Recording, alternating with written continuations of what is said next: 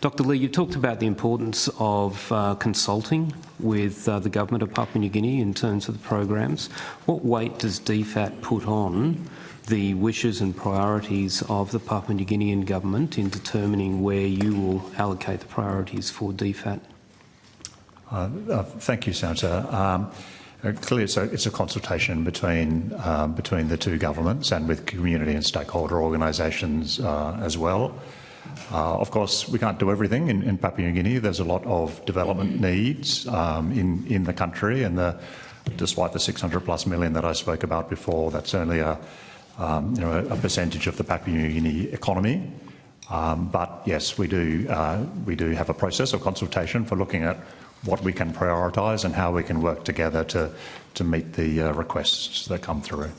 Sure. So if there's a program that we have done independent reviews on that says it's exceeding its KPIs and the Papua New Guinean government to the level of the Prime Minister strongly supports, that's been running for over 10 years, meeting health needs and building capacity, something like 40% of its workforce is now PNG nationals, would that be a priority for DFAT to support that program if PNG wanted it to continue? Yes, I think we'd look at what we could do with that program, Senator, and I think I might be aware of what program you're specifically referring to, and I think we've been having very constructive conversations with the Papua New Guinea government and also the organisation involved in that. If it's the Youth with a Mission medical ship. The medical ships, yes. Yes. So I'm very grateful. Minister Wong, and I met with them, and I think, Minister, am I correct that when you went in June to Port Moresby, the first meeting you had with Prime Minister Marape, in fact, involved also people from the medical ships program?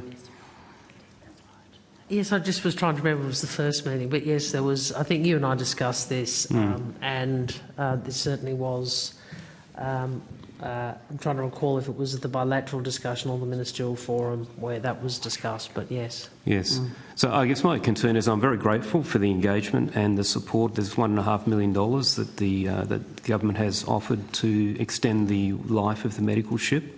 But the original ask they had when Prime Minister Marape asked them to extend that program to extend the life of the ship by 10 years was $7.5 million. 1.5 is great, but there's a very big gap to close there. And I think, Ms Cohen, you indicated that the $25 million that was going through the big four accounting firms was a very small amount of money. I guess my request would be that if we are serious about saying that we will support programs that are demonstrably effective, are valued by the host nation and build capacity, then I would ask you to perhaps revisit, as we move through the budget cycle, what parts of the humanitarian funding are unspent and could perhaps be indicated would go towards that vessel, which we originally funded, the conversion of that catamaran some years ago into a hospital ship. If that program collapses for lack of funding, then not only does Papua New Guinea miss out on those health services, which are tightly integrated with both the national government but also the provincial governments, then it also represents a waste of that initial, I think it was $5 million that we put in to that conversion. So could I ask you to perhaps revisit that and potentially to give a earlier indication to medical ships as to whether further support will be coming, because they're in a situation of trying to work out whether they can in fact meet Prime Minister Marape's request to extend the life of that vessel and hence the services it provides to basically the western half of Papua New Guinea.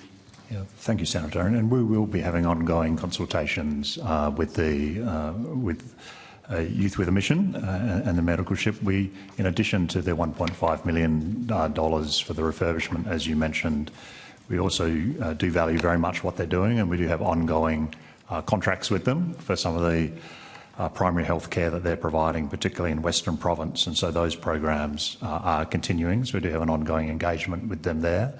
And we have also been talking to them about how they can get a better deal and reduce the cost of that refurbishment as well, but we will be having ongoing consultations with them. Yeah, so my understanding is they have had feedback now from one of the key providers that I think the government had been engaging with, and it's still in the order of that original bid because of the unavailability of one of the yards that perhaps would have lowered the amount.